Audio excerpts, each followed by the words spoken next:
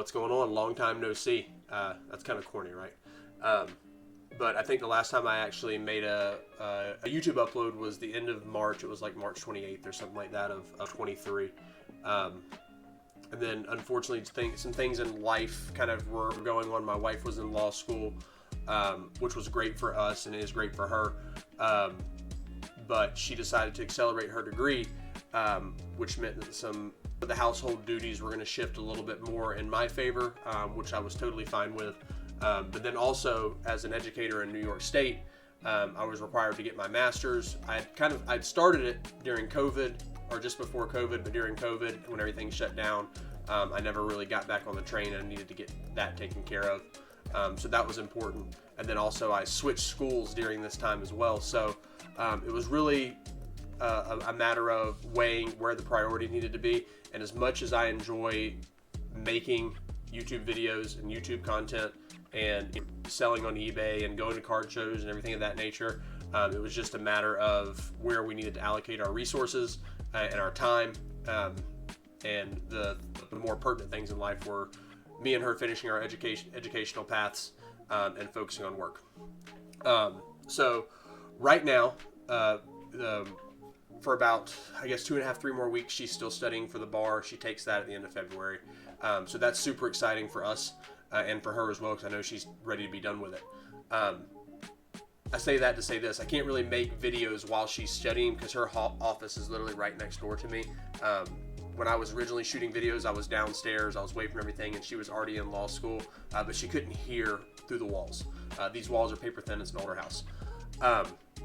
That being said, when she's done with the bar, which is end of February, I plan to start making YouTube content again. I'm going to try to do a video a week. If not, a video every 8 to 10 days would be great. The plan with the YouTube page itself, what I want to do is I'm essentially going to start over. I have some hobby things that I'm getting out of. I'm going to put those funds back into Snap and Collectibles through the eBay store so I can acquire some inventory. I have none.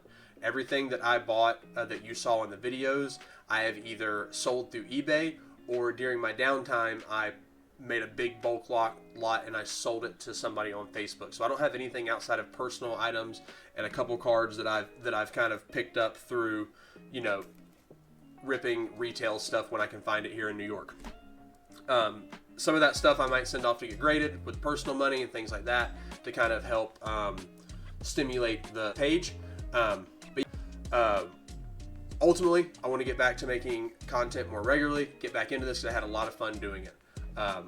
Also, I want to start branching out into TikTok, Instagram, and things like that, and kind of generate a following on those forums. I'm going to work on getting a TikTok page set up for this specifically. I have my personal one, or I might just adjust that. I don't know yet.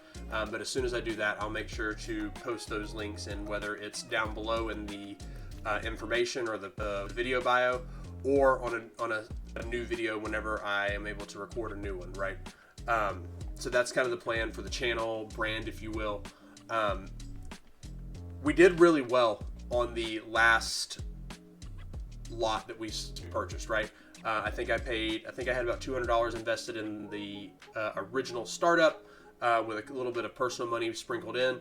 When we ended in April was when my last card, I'm sorry, not April, mid to late June. When we ended in mid to late June is when my last official card on the eBay page sold. I was right at about $600 total gross, which means we netted about $400, give or take. So that was really exciting to be able to see that growth from early March to mid to late June. Just unfortunate, life happens. So we're going to kind of follow the same steps and procedures, but definitely I'm going to change some things, right? Through that process, I figured out some things that didn't work. One of those big things was how I was printing shipping labels. Printing shipping labels on a regular ink and paper printer is a pain in the rear. So actually, I knew I wanted to get back on this train. So I actually went and bought a thermal printer. There was one on sale on Amazon. it's usually 85 or 90 bucks. I got it for 40 bucks, and then ended up paying 35 after taxes and everything because we had credits on our account for something. So that worked out really well. Also, I'm gonna kind of revamp how I acquire inventory. Last time when I was buying my lots and going to the card shows and things like that, I was just kind of looking to put as much inventory on my page as possible, so I really didn't care about liquidity. But I realized that after the liquid players sold off on my eBay page, like, my traffic stopped. And because of all that stuff I kind of listed first and listed it at the top of the page, it disappeared.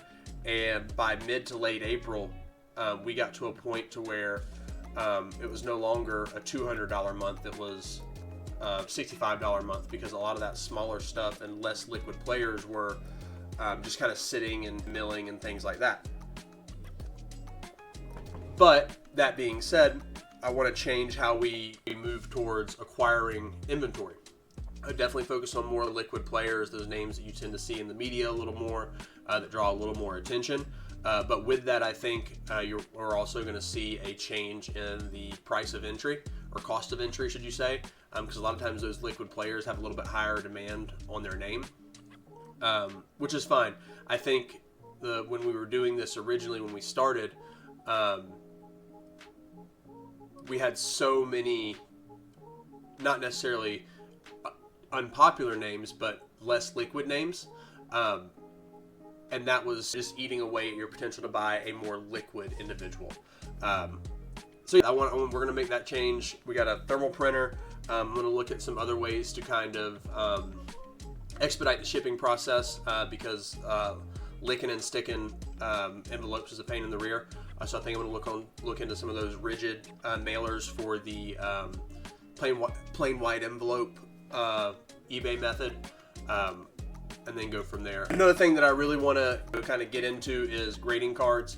I think with where we were at last time when we started this back in 2023, I was still kind of learning the ropes on how to resell and things like that, and grading was kind of a thing in the distant future.